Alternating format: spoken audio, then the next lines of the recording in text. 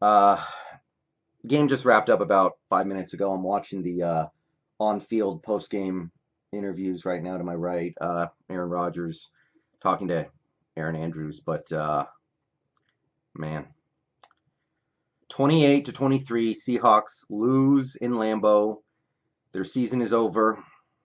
The dream is dead. One more year without a Super Bowl victory. Uh, I got what I wanted at the end of this game, but we weren't able to take that and turn it into anything meaningful. So I don't know. I don't know how to feel about this game. This is weird. The Seahawks went down 21-3 at half. Game looked like it was over. Defense played gutless for basically the first 20 or 35 to 38 minutes. Garbage defense. And given who we were playing, I know Rodgers is probably better than his numbers indicate this year, but given the offense we were playing, might be the worst stretch of defense I've seen from this team all season. Um, Offense, they were able to make a couple nice plays, but they were struggling to actually turn those plays into points. We missed a long field goal. We had a couple of drive-killing sacks. Couldn't run the ball hardly at all, and yeah, 21-3 at half. Looked like it was all but over, and then second half swings around and we start making some plays. The offense really gets going in that second half. They had, I think, 4 possessions in the second half, and 3 of them ended in touchdowns. 1 of them ended in the last possession of the season. So the offense found their way. It took a while. It took way too long, but without a running game, with a banged up offensive line, with just all kinds of problems, we found a way. Wilson had a good game, maybe even a great game. I'm not going to say he was stellar today. I thought he held onto the ball too long on several plays. I thought he got sacked several times on plays where he could have thrown it away. He missed a couple of throws. Just one, he just wolf overthrew it right to Kevin King, and Kevin King did him a huge favor by dropping that. But Wilson played good, did some hero ball stuff at the end to get us back in this game. Um, Marshawn, I'm happy for Marshawn. He came back, scored three touchdowns in the postseason. He had a couple tonight. Obviously, when Mike Upati was declared inactive before this game, I kind of knew we weren't going to be able to run the ball the way we might have wanted to against this team. And we sure as shit didn't. And our insistence on trying to stick with running the ball was a killer, in my opinion. But Marshawn got his in the end zone. I got to give a big shout out to Tyler Lockett. He was great the whole game. He was the one guy on offense making plays in the passing attack early, and he continued to make big plays in the passing game late. Lockett had one of the best games of his career, I think. Uh, Metcalf was great. Only 4 catches, I know, but for the action that he got out there, I thought Metcalf did some awesome stuff. Homer only got 5 touches on offense. For some reason, we used him on kickoffs. I would have preferred to put, David Moore out there, but Homer on offense, I thought made the most of his opportunities. His little sideline scamper to set up Lynch's second touchdown was awesome. Uh, Pass blocking, I thought pass blocking, look, a lot of those sacks were on Wilson. I think the pass blocking did okay today. And I'm going to throw Phil Haynes in there as well, because he had to come in for Jamarco Jones, who got hurt. And I really thought that Phil Haynes showed that he might be the future at guard for this team. So I give credit to those guys for getting us as close as we were at the end of this game, because we needed some offensive fireworks in this game, and it took all day. It took more than half the game, but we finally got there. Defensively, I'll give it up to Clowney. I thought he fought through his injury and made some nice plays today. Got to the quarterback a couple times with the hits. Made some nice plays in the run game. Wagner played fine. I thought McDougald had some nice plays. He got beat once or twice by Jimmy Graham, but McDougald played fine. Shaquille Griffin had one bad penalty, but other than that, pretty clean. Shaquille Griffin, of course, with what was very nearly a season-saving sack on third down. I think the first sack of his career, and he'll never forget that one. So I got to give it up to Shaquem as well. Yeah, there's some stuff out there. There was some stuff that happened in this game that it's good, and there's some stuff I definitely want to take away from this game going into next season. But ultimately, it wasn't good enough, and it kind of hurts because this game ended up being winnable. I mean, you go down 21-3 at halftime, and then you scrap your way back to get within, one or two plays from winning the fucking thing. So, of course, you're going to be thinking about what if. I'm thinking about, of course, there was a 3-play sequence on our final drive. Wide open, Malik Turner drops a pass for a first down, easy first down, just drops it. Second down, we dump it off to Hollister for 5 yards, and I'll get into Hollister in a second. 5 yards, sets up 3rd and 5, and then nobody blocks one of the Smith brothers. He sacks Wilson. Ifedi and Hollister were both probably supposed to block him, and nobody did. Or Hollister tried, but he failed miserably, in fairness. And we punt, and we never get the ball back. And the sack, I think we were probably going to go for it on 4th down, but we can't go for it on 4th and 11. We were going to go for it on 4th and 5, I think. We'll never know for sure, but that's my read of the situation. So that sack, I mean, those are two guys, Hollister and Ifedi, who gave up that sack, who really do not need to be on this team next year. And I'm thinking about that. I'm thinking about all the third downs we had Green Bay in, where, we just give up a big play to Davante Adams, who killed us all game long. I'm thinking about, why didn't we have Shaquille Griffin follow Adams around the field? Why did we try to have Trey Flowers and Ugo Amadi on one of the biggest plays of the season trying to cover Davante Adams? Why? Shaquille Griffin should have been covering Adams every play in this game. Every play. And every time Green Bay needed a big play, it seemed like, hey, Adams is being covered by Flowers. Or on maybe the biggest play of the season, Adams is being covered by frickin' Ugo Amadi. Not even fair. And that has me, really looking at this coaching staff. Like, what the hell was that? Why are you not putting your best cover guy on their best receiver when their best receiver is by far the best thing that they have going for them on offense? I'm thinking about some of the third downs in the first half, of course.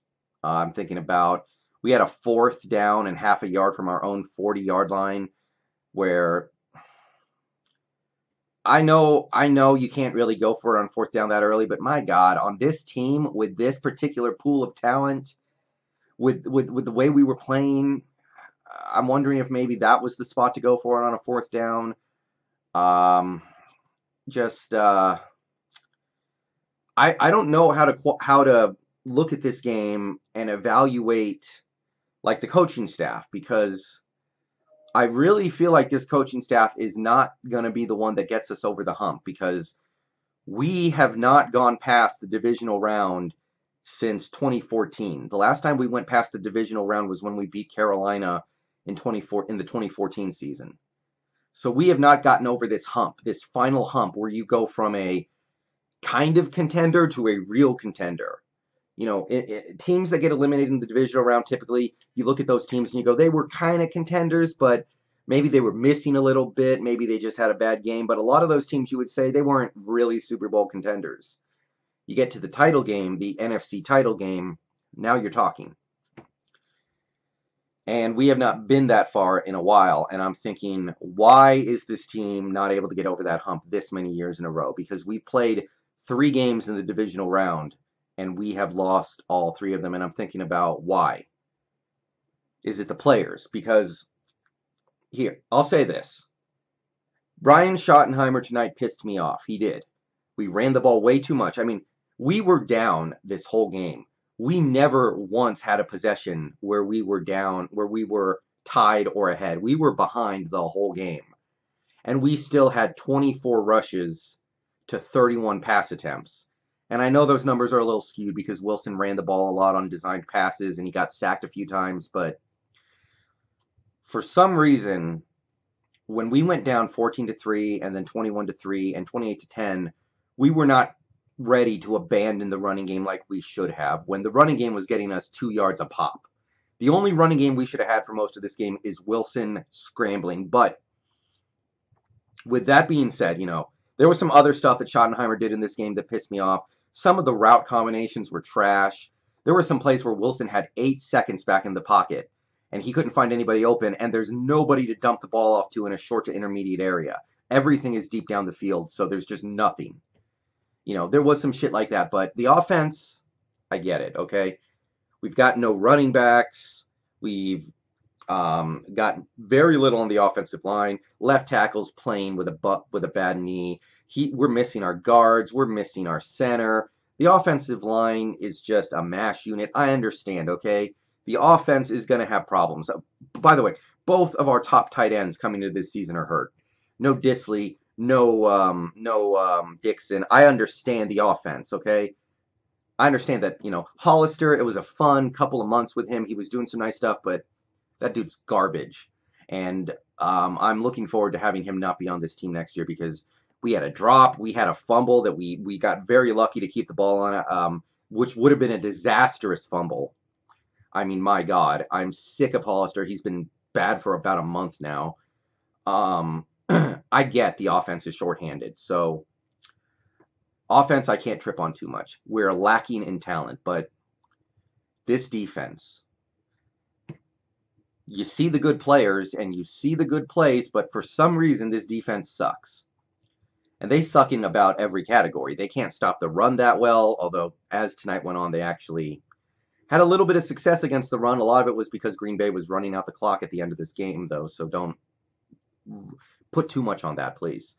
We can't stop the pass, especially on key plays. I mean, Adams just roasted us every time they needed a play, it seemed like. Jimmy Graham obviously clinching the game with a couple of big third down conversions, even if he didn't have a monster day. Can't rush the passer. We had 2 sacks today, and one of them was a kind of bullshit. It was a no yard sack. And then we had the 1 sack with Shaquem. Little bit of pressure on Rodgers, but not a lot. The only thing this defense did well this season is force turnovers. And we had 0 turnovers in the last 4 games of the season. 0 turnovers in 4 straight games. So I don't even know if you can say that's good. So this defense is good at nothing. There is nothing about this defense that is good. And I'm looking at these players, and I'm thinking, a lot of these guys, I think they're good individually. I know Shaquille Griffin had a really good year at cornerback. He had maybe 2 bad games all year, and one of them was against Mike Evans. I like our safeties. I think our linebackers are one of the better groups in the league. We have some talent on this defensive line. I know it's not chock full of super studs like it was 5-6 years ago, but defensive line is adequate in terms of talent. The only guys on this defense that I see as being like liabilities are Trey Flowers and Cody Barton. And they're liabilities because they're young. Like Trey Flowers, horrible tonight. One of the worst games I've ever seen Trey Flowers play. And he's played a couple of clunkers. But he's young. I believe, and people can disagree with me if they want to, we're going to learn everything we need to know about Trey Flowers next year. Because this year he was bumpy. He had made a lot of mistakes. He did a lot of things he shouldn't have done. Tonight and last week, really, he sucked out loud. But I think I don't want to judge him based off what I see this season. I want to judge him based off what I see next year. But Trey Flowers is a weakness. And the other weakness right now might be Cody Barton, who is the third linebacker. And, Cody Barton, a rookie. Same thing, right? But other than that, I feel like our defense has good players. I like McDougald, and I thought McDougald played well today. Diggs is solid. I think we have some young guys who can play nickelback and dimeback that I'm optimistic on. I like Amadi. I like Blair. I like our rotation on defensive line, although we are missing some guys, and some guys who we were counting on to contribute are not there right now. So, it's not perfect. It's not great, but I think this defense, in terms of its players, is better than a bottom 8 ranking in the NFL. We rank near the bottom of the league in all these major defensive categories. We can't, like I said, run, pass blocking. Turnovers were okay in, but I believe that the talent is much better than what we are getting out of that talent in terms of, bottom line results. So, number one is Ken Norton Jr. Obviously, I think we all know he needs to go. If he does not go this offseason, then I will know that Pete Carroll just doesn't know what he's doing anymore and needs to be put to pasture. If Pete Carroll thinks that Ken Norton is the guy, because since Carroll got here, we have had a whole bunch of number one elite, top tier, all-time great defenses. And he should be able to tell the difference between those defenses and the defense we had last year, which was bad. Even with Quandre Diggs, it wasn't even average. A lot of the bad stuff we had earlier this year, I know it was because of Tedrick Thompson and his stupid ass, but I mean, even with Quandre Diggs, it's not a great defense. And a lot of it is because, I'm looking at like fundamentals. We don't tackle as well as we used to. We don't cover as well as we used to. Just a lot of stuff that the scheme. I mean, players are miscommunicating constantly. The first Devontae Adams touchdown in this game, Ugo Amadi didn't know where he was supposed to be. So Ken Norton obviously needs to go. I think our defensive line coach, I can't even remember his name, probably needs to go. But that's kind of the bare minimum for me. I'm thinking about Pete Carroll now too, and I've said this stuff before. It's not like this is new for me, but what is the point of having Pete Carroll as your head coach if your defense sucks? It's sure not for offense, because Pete Carroll has, a very limited role in determining what the offense does or doesn't do. Right? We don't have Pete Carroll here because we like our offense so much. We could have the same offense, probably a better offense with just about anybody. We keep him around here for defense.